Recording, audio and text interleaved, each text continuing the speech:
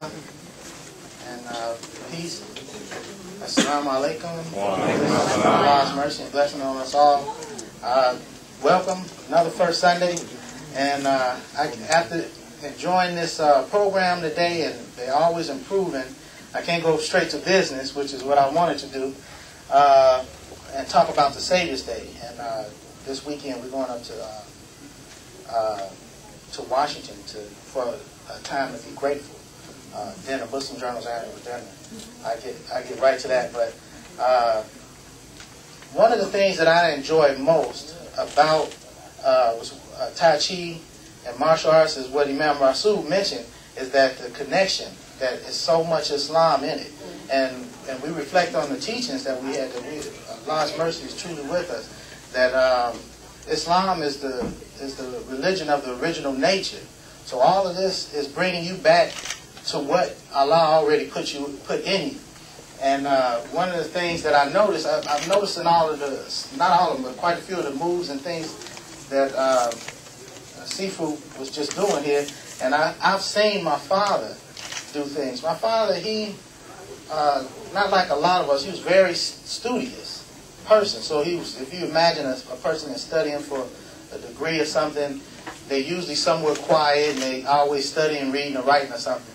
So if my father was fortunate enough to have peace in the house and wasn't nobody around, the radio wasn't on, the TV wasn't on, the curtains might have been open, but it was quiet. So you learn to walk quiet. I would quietly watch him and walk by. And I can reflect many times listening to my father's breathing. And as I reflect upon the way he breathed and the way he did things, he may be reading or writing or studying or just going through motion, but I saw a lot of that Tai Chi in there, so I don't know, he may be my father's instructor also. But I've seen my father, observed a lot of things, and I can bear witness also.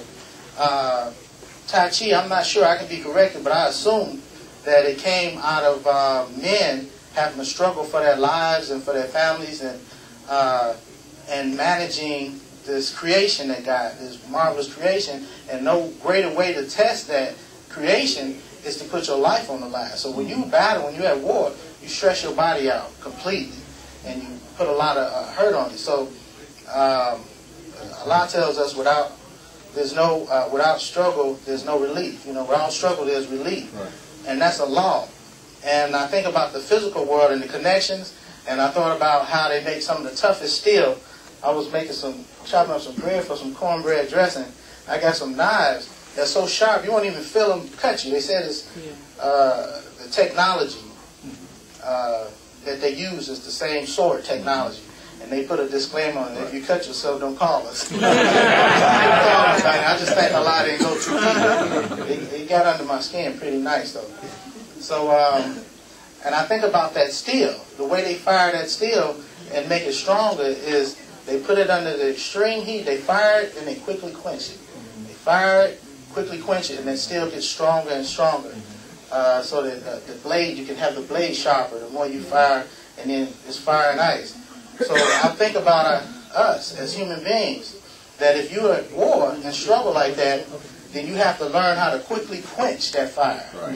And because I have exercised and stressed my body out, where you imagine yourself, you go into your zone where all you hear is your heartbeat, but you're doing a lot of violent motions, hitting a bag or working out or shadow boxing or whatever you're doing, and you stress your body, and then when you relax, you realize that you can't relax because your nerves all messed up, your body's in pain. And so I saw the brother pressing on saying, everything I saw you do, I've done it one time or another.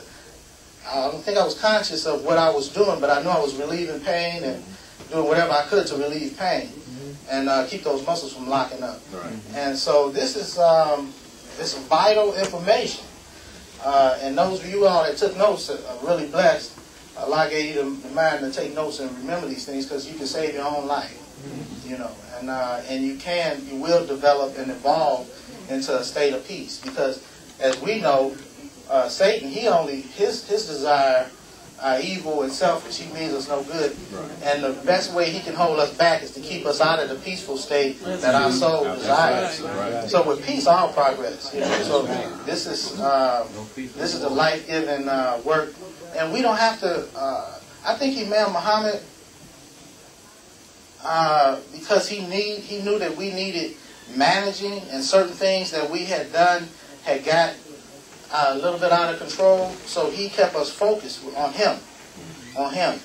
But now that we have his teachings, that we can make the connections in the world and show the world the proper way. Bring the world, like the Quran did, brought the world of religion back to his correct guidance and his aim. And as a people, we've experienced the whole life of Imam Muhammad teaching us these high-level principles in a way where we were able to internalize it, and it has become us. So we should be seeking all avenues of work and all avenues of life to help heal, to be a healer to the world. You know, Imam talked about us healing ourselves. That's a powerful message in itself. But once we do that, he also mentioned about going out into the world. So that's how we should view ourselves. I believe we should view ourselves as sharing the blessings that Allah and the mercy Allah has given us with others and helping to heal the world. So, and we're doing it, whether we know it or not. Because like I said, Imam Muhammad never told me he was practicing Tai Chi, or never said nothing, but he knew my curiosity.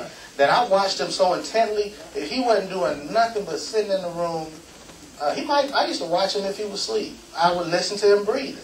Because, you know, I was always watching him. You know? I'm like, when is he going to get done doing what he's doing? So he come out and play, you know, come play with me, spend no time with me. So I watched him, and I know that he was a man that carried heavy weight and burden on him. So Allah had to instruct him on how to manage that, how to cool down. Because you know he was constantly heated up. He was always on the battlefield, and that's how. And I appreciate the way the Imam is putting it, letting us know that we're healers. Because you have to live your life as if it's a war. Because you are at war and you are at battle, but you don't take that negative spirit with you. You take it peaceful. Like Imam Elan always got a smile on his face. But he ain't scared of none of y'all. I always got a smile on his face. So, alhamdulillah. And he's learned what, and we should have compassion. So I always try not to meet aggression or harm with more harm, because I know that I have a better understanding than the person that may be attacking me, and if I attack them back, I might hurt them in a way that I didn't want to hurt them. So it's best to return it with kindness, because they don't understand that the way you win Allah's favor and His blessings is through helping others. And the more you devote yourself to others. So it may look like we serve each other. I would come to his house right now and scrub his floors on my hands and knees right now. I do it, you know, because out of joy and pleasure. And I know that if I would do that for him, Allah will bless me. And it'll elevate me as a human being. And that's the way believers are. We want to help others. We don't want to. And if we get too much help, it drains our energy. Yeah, it drains our energy. So the more we can do to help others, it lifts us up. That's why he's one of the highest spirited people, you know, that you see in the room. He light up a room, you know. He ain't standing there, but I thought he was over there. But he's a good brother, and I just know that it's unfair. And as a family, when we see unfair dealings going on, it's our duty to, you know, to speak out against it if we can. And so on that